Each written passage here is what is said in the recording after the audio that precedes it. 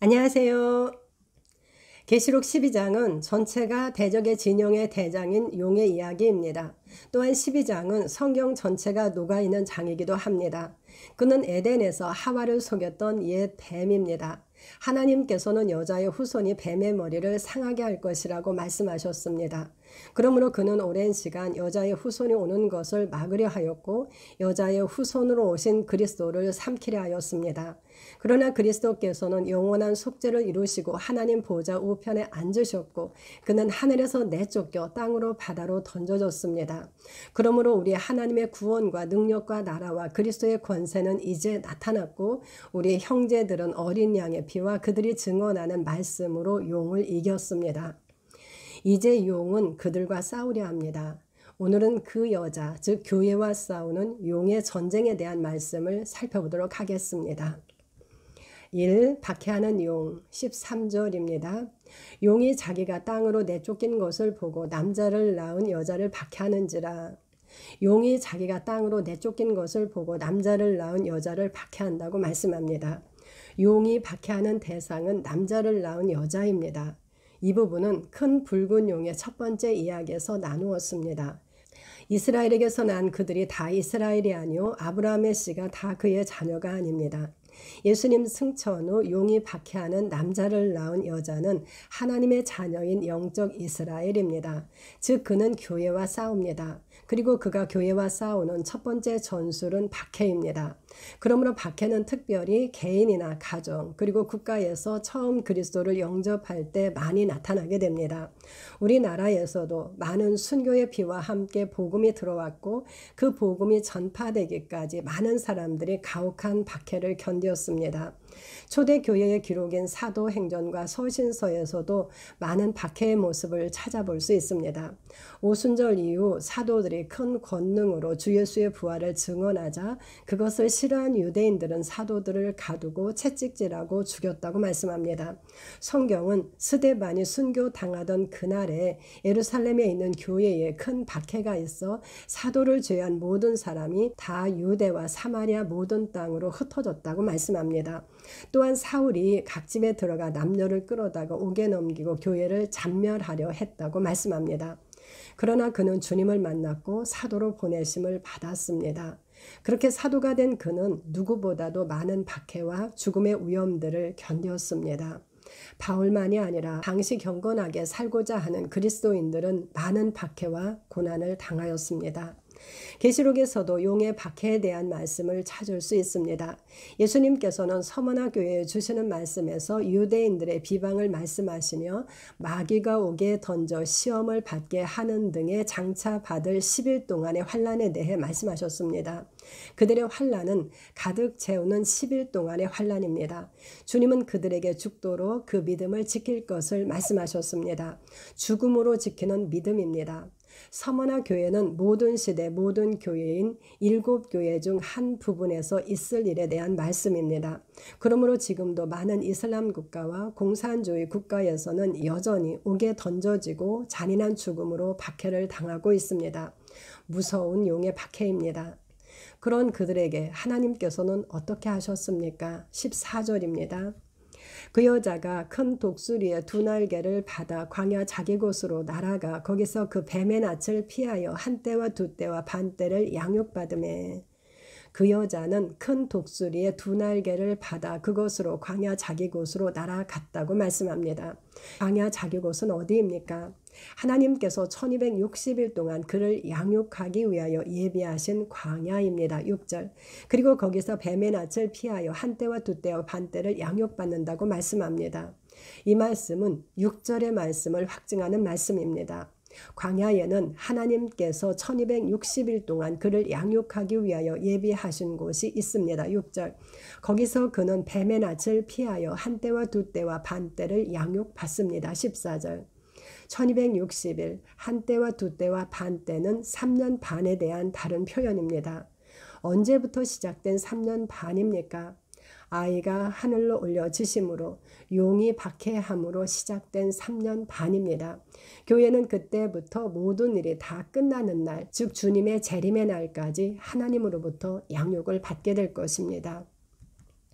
6절에서 그 여자가 도망했다고만 말씀했다면 이 말씀에서는 도망간 이유와 방법을 설명합니다. 그 여자는 용이 박해함으로 도망하였습니다. 방법은 하나님으로부터 큰 독수리의 2 날개를 받아 광야 자기 곳으로 날아갔습니다. 독수리의 날개에 대한 구약의 말씀입니다. 출애굽기 19장 4절 내가 어떻게 독수리 날개로 너희를 업어 내게로 인도하였음을 너희가 보았느니라. 하나님께서 이스라엘을 독수리 날개로 업어 하나님께로 인도하셨다고 말씀합니다. 하나님께서는 바로의 손에서 벗어난 그들을 어떻게 인도하셨습니까? 여호와께서 그들을 앞서가시며 낮에는 구름 기둥으로 밤에는 불 기둥으로 그들에게 비추셨다고 말씀합니다. 그리고 그 구름 기둥과 불 기둥은 백성 앞에서 떠나지 않았다고 말씀합니다. 구름 기둥, 불 기둥은 하나님의 임재를 나타냅니다. 하나님께서 친히 그들을 인도하셨습니다. 이것이 독수리의 날개의 상징일 것입니다. 그렇다면 박해하는 용으로부터 도망하는 그 여자에게 광야로 날아가도록 주시는 큰 독수리의 날개는 무엇일까요? 계시록에서 광야는 상징의 장소입니다. 하지만 예수님을 광야로 이끈 대상이 성경에 기록되어 있습니다. 마가복음 1장 12절입니다. 성령이 곧 예수를 광야로 몰아내신지라. 요단강에서 세례를 받으신 예수님에게 성령이 비둘기같이 내려오셨고 하나님께서는 너는 내 사랑하는 아들이라 내가 너를 기뻐하노라 라고 말씀하셨습니다. 그분은 하나님의 아들이십니다. 그리고 이어서 성령이 예수를 광야로 몰아내셨다고 말씀합니다. 예수님을 광야로 몰아내신 분, 광야로 이끌어 가신 분은 성령님이십니다. 그 여자, 즉 우리 형제들도 어린 양의 피와 자기들이 증언하는 말씀으로 용을 이기는 날 성령으로 인침을 받게 됩니다. 그도 또한 하나님의 사랑받는 자녀가 됩니다. 동일하게 성령님은 하나님의 자녀가 된 그를 광야로 인도하십니다. 즉 그 여자를 광야로 인도하는 독수리의 큰 날개는 성령님입니다. 하나님은 영적 이스라엘을 광야 자기 곳으로 인도하셔서 뱀의 낯을 피하여 그들을 양육하신다고 말씀합니다. 그렇다면 광야는 어떤 곳입니까? 광야는 이스라엘이 40년 동안 머물렀던 장소입니다. 광야는 요한이 엘리야로 주님의 길을 평탄케 할 것을 외치는 장소이기도 합니다. 이는 이 땅에 있는 교회가 머물러 양육을 받고 다시 오실 주님의 길을 위하여 복음을 전하는 상징의 장소입니다. 광야는 광대하고 불뱀과 전갈이 있고 물이 없는 간조한 땅으로 위험한 곳이라고 말씀합니다. 그런 광야에서 하나님께서는 이스라엘에게 반석에서 물을 내셔서 마시게 하셨고 만나를 내려주셔서 먹게 하셨습니다. 영적 이스라엘이 양육받는 광야도 뱀과 전갈이 있는 위험한 곳으로 진리와 성령이 없는 간조한 땅입니다. 이방인에게 내준 거룩한 성인 교회는 용의 땅인 세상에 있습니다. 그러나 그런 영적 이스라엘도 다시는 줄이지도 목마르지도 아니하고 해나 아무 뜨거운 기운에도 상하지 않을 것을 말씀하셨습니다. 계시록 7장 16절 예수님께서도 이기는 자에게 감췄던 만나와 흰돌을 주실 것을 말씀하셨습니다. 계시록 2장 17절 믿는 자에게 주시는 성령의 생수와 말씀의 만나입니다. 양육하다는 헬라어 트레포인데 단단하게 하다, 기르다, 영양분을 공급하다 라고 정의합니다. 그분은 뱀의 낯을 피하여 교회를 단단하게 기르십니다. 하나님께서 우리를 친히 온전하게, 굳건하게, 강하게, 털을 견고하게 하실 것이라고 말씀합니다. 베드로전서 5장 10절 이러한 교회의 양육은 그 다음 사탄의 전략에서도 승리를 얻게 합니다. 이제 두 번째 전략을 살펴보도록 하겠습니다. 이 뱀의 유혹 15, 16절입니다. 여자의 뒤에서 뱀이 그 입으로 물을 강같이 토하여 여자를 물에 떠내려가게 하려 하되 땅이 여자를 도와 그 입을 벌려 용의 입에서 토한 강물을 삼키니 무서운 박해자 용은 이제 유혹하는 뱀으로 여자의 뒤에서 입으로 물을 강같이 토하여 그를 물에 떠내려가게 하려 한다고 말씀합니다. 그는 정면에서가 아니라 뒤에서 공격합니다. 그의 입으로부터 물을 토한다고 말씀합니다. 물은 무엇입니까? 예수님의 말씀에서 물은 말씀과 성령에 사용되었습니다. 계시록의 전쟁은 입에서 나오는 말의 전쟁이며 영의 전쟁입니다. 즉 물은 뱀의 입에서 나오는 거짓의 말과 그것을 통한 귀신의 영입니다. 뱀은 온천알을 꿰는 자입니다. 그는 여러 가지 고운 말로 유혹하며 입술에 호리는 말로 꿰입니다. 그는 할 수만 있다면 택하신 자도 미혹하여 삼키려 합니다. 강같이 토한다는 것은 규모가 크고 끊임이 없음을 의미합니다. 악인에게서 나오는 물은 진흙과 더러운 것을 늘 솟구쳐내는 요동하는 바다와 같다고 말씀합니다. 이사야 57장 20절. 뱀은 사람을 통해 그의 진흙과 더러운 것을 강같이 바다와 같이 토하여 냅니다. 그러자 땅이 여자를 도와 그 입을 벌려 용의 입에서 토한 강물을 삼켰다고 말씀합니다. 여자를 도와 용의 입에서 나온 강물을 삼키는 땅이라면 용이 던져진 땅을 의미하지는 않을 것입니다. 왜냐하면 그 땅은 용과 연합된 그의 백성이 있는 곳이기 때문입니다. 땅에 대한 예수님의 말씀입니다. 마가복음 4장 28절입니다. 땅이 스스로 열매를 맺되 처음에는 싹이요 그 다음에는 이삭이요 그 다음에는 이삭에 충실한 곡식이라. 주님은 땅에 씨를 뿌리면 어떻게 그리 되는지 알지 못하지만 자고 깨고 하는 중에 씨가 나서 자란다고 말씀합니다. 우리는 땅 속에 있는 씨를 보지 못합니다. 그러나 싹이 나오고 이삭이 나오고 곡식이 나옵니다. 주님은 그것에 대해 땅이 스스로 열매를 맺는다고 말씀하셨습니다. 예수님은 이 말씀을 하나님의 나라는 사람이 씨를 땅에 뿌림과 같다는 말씀으로 시작하셨습니다. 하나님의 나라도 그와 같다는 것입니다. 말씀의 씨앗은 우리의 마음에 뿌려집니다. 마음, 심령이 땅입니다. 말씀의 씨앗이 심령에 뿌려지면 우리는 어떻게 그리 되는지 모르지만 심령인 땅이 스스로 열매를 맺는다는 말씀입니다. 하나님의 말씀은 우리의 입에 있고 우리의 마음에 있습니다. 하나님의 말씀으로 양육받은 강건해진 심령은 뱀이 주는 물을 삼켜버리게 됩니다. 이와 관련된 성경을 한 구절 보도록 하겠습니다.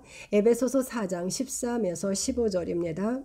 우리가 다 하나님의 아들을 믿는 것과 아는 일에 하나가 되어 온전한 사람을 이루어 그리스도의 장성한 분량이 충만한 데까지 이르리니 이는 우리가 이제부터 어린아이가 되지 아니하여 사람의 속임수와 간사한 유혹에 빠져 온갖 교훈의 풍조에 밀려 요동하지 않게 하려 함이라. 오직 사랑 안에서 참된 것을 하여 범사에 그에게까지 자랄지라. 그는 머리니 곧 그리스도라. 이 말씀은 뱀의 입으로 토한 강물이 무엇인지 그리고 그 물에 떠내려가지 않는 방법은 무엇인지를 설명합니다. 뱀이 입으로 토한 강물은 무엇입니까? 그것은 사람의 속임수와 간사한 유혹 그리고 그것에 빠짐으로 만들어지는 온갖 교훈의 풍조입니다. 그리고 그 물에 떠내려가지 않는 방법은 계속 어린아이가 되지 않는 것, 즉 자라는 것입니다. 우리는 그리스도의 장성한 분량이 충만한 데까지 그에게까지 자라야 합니다. 이 말씀은 또한 어떻게 자라는지도 설명합니다. 어떻게 자랍니까?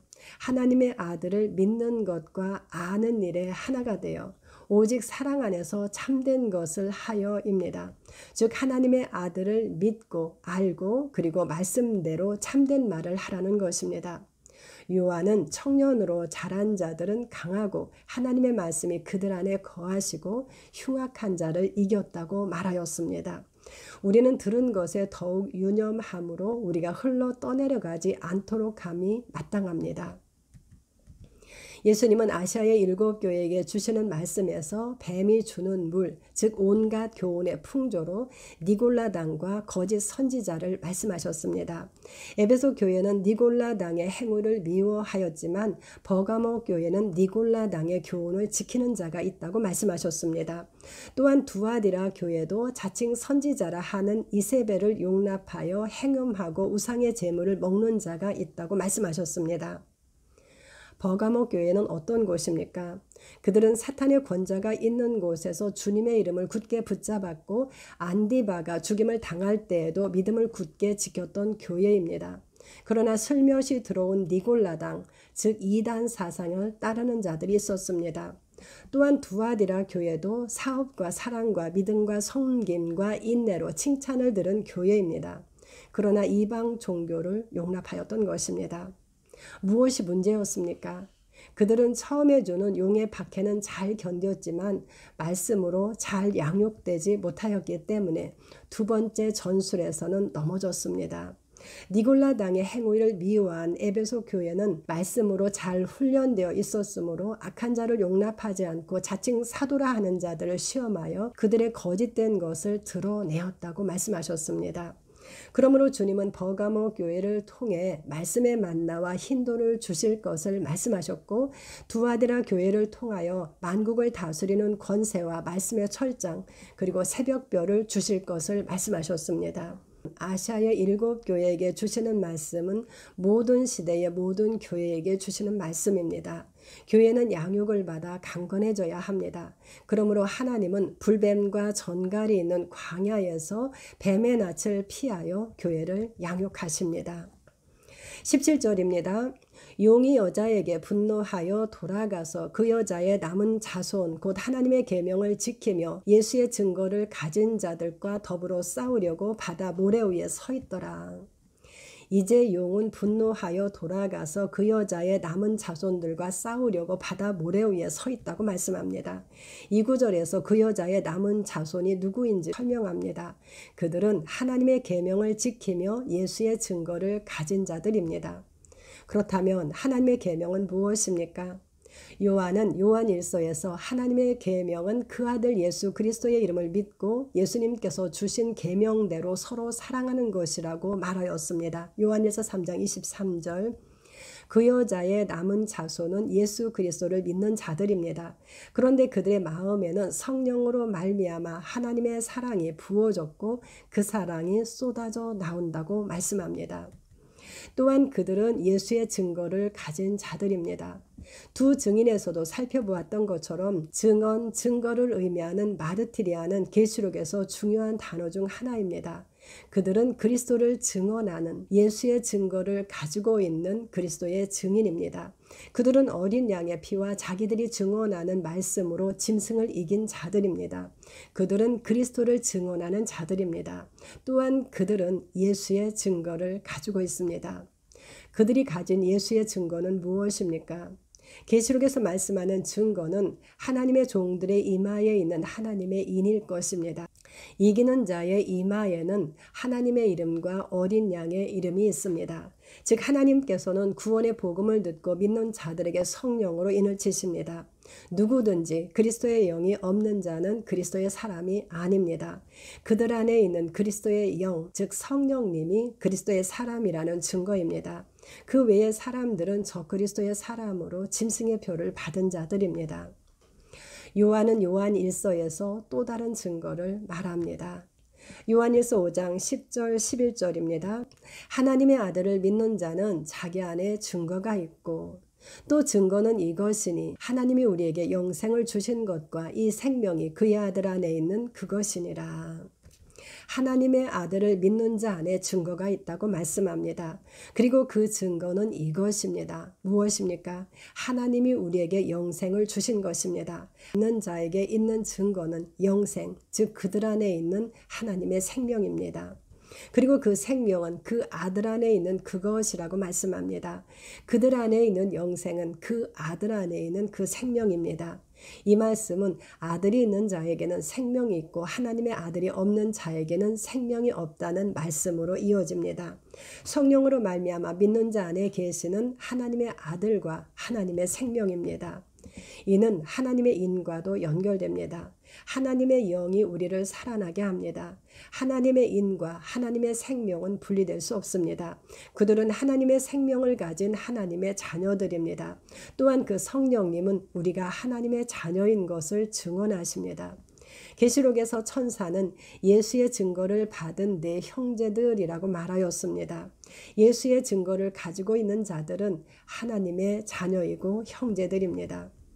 인류는 오직 두 부류입니다. 하나님의 생명을 가진 하나님의 자녀와 사망 가운데 있는 마귀의 자녀입니다. 그러므로 용은 하나님의 계명을 지키며 예수의 증거를 가진 그 여자의 남은 자손들과 싸우려 합니다.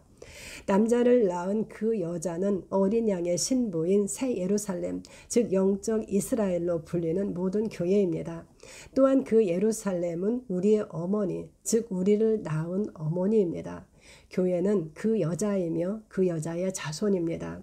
욕은 계속하여 이 땅에 남아있는 교회와 싸우려 합니다. 계시록은 그 기간을 3년 반이라고 말씀합니다. 거룩한 성이 짓밟히는 42달, 적그리스도가 권세를 받고 일하는 42달입니다. 그리고 그 기간 교회는 하나님으로부터 양육을 받고 두 증인으로 권세를 가지고 그리스도를 증거합니다. 여자와 뱀, 여자의 후손과 그의 후손 사이에는 예수님 승천부터 재림까지 3년 반 동안 전쟁이 계속 있을 것입니다. 그러므로 박해와 유혹으로 그 여자의 남은 자손을 삼키려는 용은 바다 모래 위에 서 있습니다. 이제 13장은 그의 진영을 설명합니다. 바다에서 올라오는 짐승과 땅에서 올라오는 짐승입니다. 그는 그들을 통하여 여자의 남은 자손과 싸울 것입니다. 그 부분은 다음 영상들에서 살펴보도록 하겠습니다. 감사합니다.